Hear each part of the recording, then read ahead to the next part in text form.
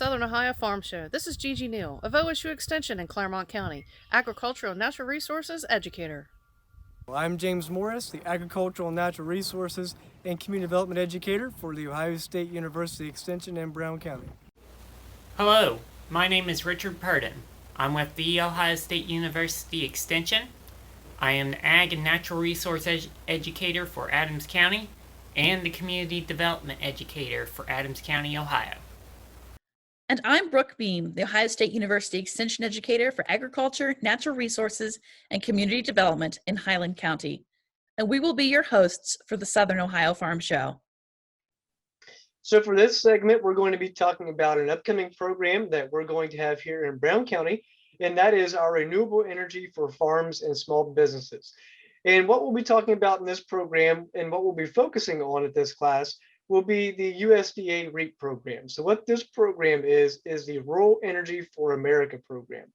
And a couple topics we'll talk about during this conversation, but the main focuses will be how this program can provide some benefits and some grant money towards the installment of renewable energy, but also for some improvements for efficiency. And we'll also cover, with the help of Sil here and Solar Energy Solutions, some ways that you can look at incorporating solar energy for your farm and small business. And Sil's going to provide a lot more detail on that here today and at our program. But this program will be held on July 29th from 5:30 p.m. to 7:30 p.m. Registration and light refreshments, again provided by Sil and Solar Energy, will be beginning at 5:30 to 6 o'clock, and then the program will kick off at 6 p.m. There will be no cost for the program, and this will be held at the Brown County Fairgrounds in Ronimus Hall. We'll also have more information, more details on our website at brown.osu.edu. And if you are following along on our quarterly mailing newsletter, that will be sent out here in just a couple of weeks. You should be receiving that, but you can also follow us on our blog page directly on your email as well. So I'll turn it over to you. Big question I've got for you here is maybe a little introduction for yourself, but then maybe telling us a little bit more about the REAP program and maybe who's eligible for it. Sure. First off, hey, thanks for having us and allowing us to be a part of this. We're really excited. Myself, I've been involved in solar now for a little over 4.5 years, but my background is in engineering, and I've been mostly construction engineering. And solar has been a part of my life for a very long time, all the way back to the 70s in grade school when the oil crisis was going on, and my science project was a solar cell with a light bulb showing how that light bulb was the sun and the solar panel was giving power to a little light bulb. So it was kind of fun, and it was great back then, but the seed was planted way back then. And for me, I guess you could say it sat for a long time and finally sprouted, But as far as solar energy solutions goes, we've been doing solar since about 2006, and we started in Kentucky in cold country. So cut our teeth really well in a difficult market. But our goal has always been to serve folks, to balance people, planet, and profit, and to really try to get as much solar on as many homes as possible, and doing it with great equipment and fair prices. So, as far as how REAP works, REAP is something that we're really trying to get into that's new for us. We've really focused more on commercial and residential projects, but after talking with some of the folks with the USDA, they really encouraged us to get involved in this and help farmers out. And so as we started looking at it, it's like, hey, wait a minute, this is a really good thing. We can help folks. And so a little bit about what that means. So REAP, Rural Energy for America, it's part of the Farm Bill. So what it is grant money. And when you apply for a REAP grant, up to 25% of your solar project, or if it's wind or any kind of energy improvement, really, to your farm, even grain dryers, all those kinds of things that, more high efficiency stuff. There's money out there that the government has, USDA has, that they want to give to you in order for you to do better with your energy usage. So who can get the loans? Well, for an ag producer, at least 50% of your income needs to come from from your farm. And so you would qualify. And then a small business would qualify. And they're within these rural areas. So, Cincinnati is not a REAP territory, but Brown County absolutely is. So that's certainly, a little bit about me and a little bit about REAP and who could qualify for it. Yeah, that's great information. And as you mentioned, not only for farmers, but small communities, we're here in Georgetown and we have several other small villages here in Brown County. So some of the small businesses qualify or could potentially qualify for this as well. Yeah, absolutely. Small businesses, it doesn't matter what kind of small business. I mean, you could be a coffee shop or you could be a car dealer. I mean, whatever's as far as the small SBA, Small Business Administration defines as a small business, you could qualify for grant money. And so, yeah, it can help a ton of folks. And,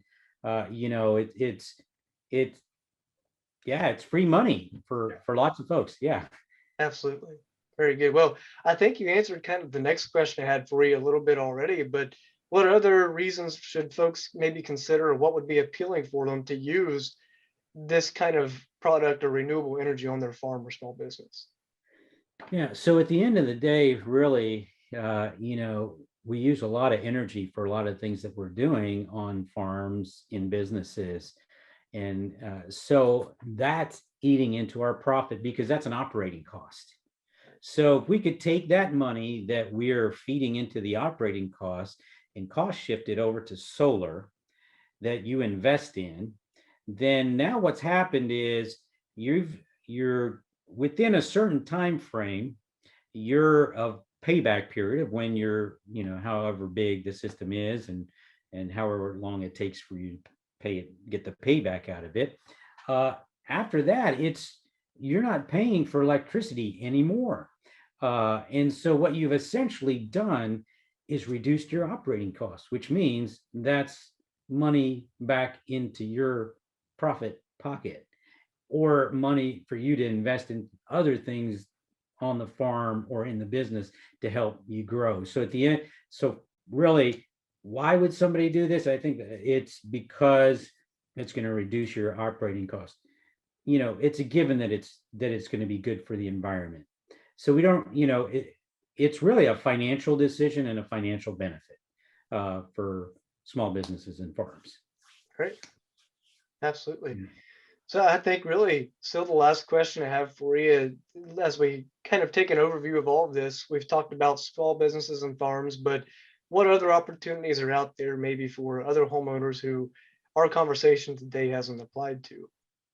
Yeah, so solar is great for homeowners too. So, the way it's going right now is there's a 26% federal tax credit, and that's a dollar for dollar credit against any tax liability you have when you install solar. So a homeowner can take advantage of this to basically put a solar system on their house or on the ground, on a ground mount if they've got the land, and again, reduce their energy costs. And the benefit there, again, not only is for a homeowner, but then also for farmers or small businesses, is that, for a homeowner, you're gonna look at probably a 10 to 12 year payback.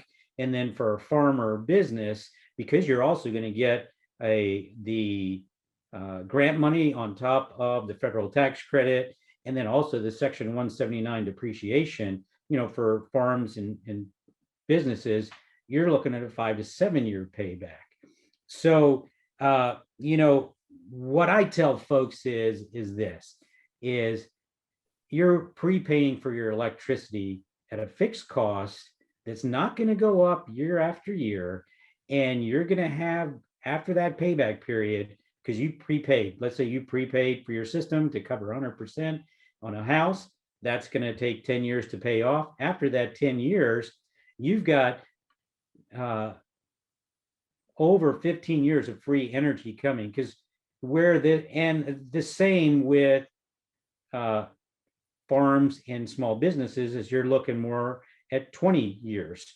And that's based on one key thing, is that a solar system typically is warranted for 25 years. So that's what we're calculating it on.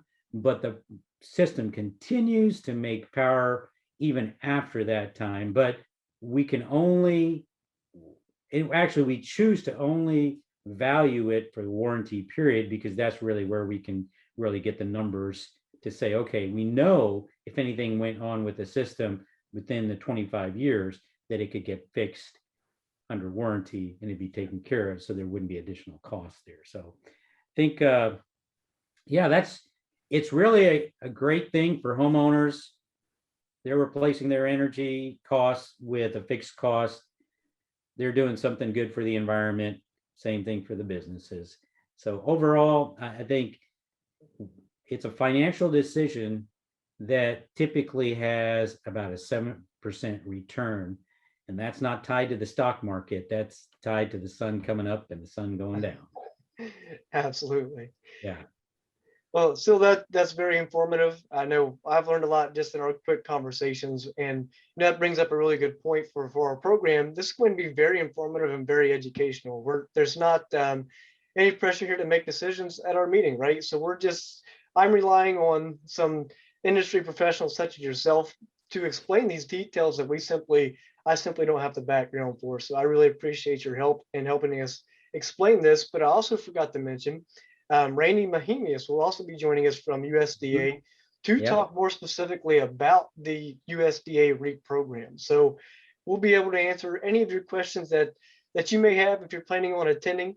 Again, the cost is free to attend this program, and there will be plenty of information. And I know a few examples as well that we'll be walking through to help you make a decision, because being in the county level, I get a lot of questions about how these programs work. And again, I don't have the technical background knowledge as you do. So if you want your questions answered, July 29th will be a great opportunity to get that. Yeah. And we're going to treat it like a workshop. We're going to have a worksheet. So bring your electric bill with you, so that we're going to walk through it. So and it's not, again, no pressure for you to buy anything, but what we want to do is educate you so you can figure out what makes the best sense for you and make a wise choice. And so we're going to have a worksheet, and we'll just work through some examples, and we can work through even you can write down your individual electric bill costs and things and figure out what it's going to really do for you. So it's going to be really informative, going to have handouts, all that kind of stuff. And I think it's going to be really, really good. I love educating folks on solar, because there's a lot of misconceptions, and there's also folks out there that are selling solar snake oil. So we want to make sure that you're equipped with good information to make a good decision if you're thinking about going solar. Absolutely. Well, thank you very much. So we will look forward to meeting again with you here in our program. So again, remember, if you are interested in attending this program on July 29th, you can register for free online at go.osu.edu/REAP. That's REAP. And then you can also find more details on our website at brown.osu.edu. And of course, call the Brown County Extension Office if you have any questions before attending.